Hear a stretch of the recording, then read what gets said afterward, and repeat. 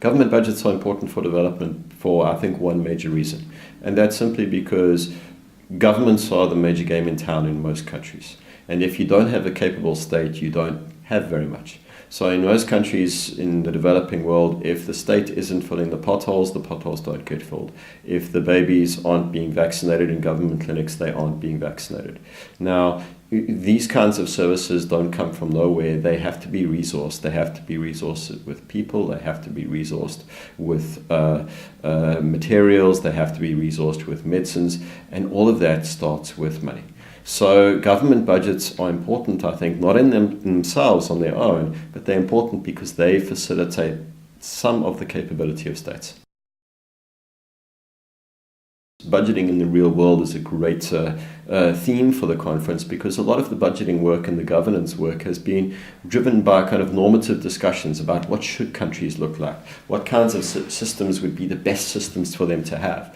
And I think that we're getting to a point, and it's been getting there for a while, where we're saying that's really not the point anymore. The point is, what do they have and what can you do? Especially in poor countries where you don't have that many people with the kind of capacity needed to do these really sophisticated things.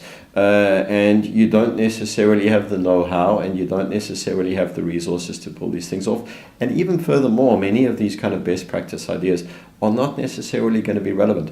So I think you're kind of thinking about the real world, and you're thinking, how do we find and fit solutions for these countries that are dealing with realities that are really quite sobering? And the conference really got us into a discussion of those things.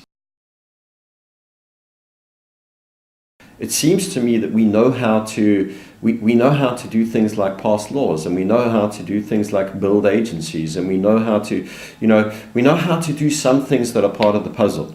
The next step are the things that we struggle with, the step of making those things work, getting laws implemented, getting people to actually use new processes and use new systems in reliable ways. That's the thing that I think we just haven't been able to do very well. In my session, I discussed the difference between a blueprint approach and what we call a problem-driven iterative adaptation approach.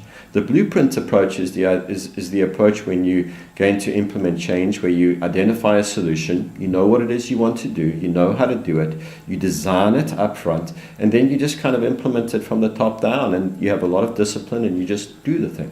Now, that's the kind of approach you take when you're building a road. You know how to do it. It's the same kind of approach that you might do if you kind of think, we know what law we want to pass, let's introduce that. The difficult thing, though, is that getting people to use the law requires a different approach, because now you're dealing with multiple players, you're dealing with multiple incentives, a lot of different ways of seeing the world, and you need an approach that allows you to treat the problem in a different way.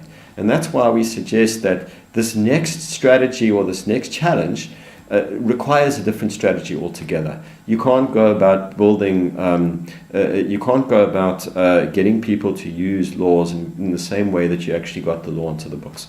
So I think that the next generation of reforms in many, many countries is going to be about closing the gap between what the systems look like today and how well they're being executed and used.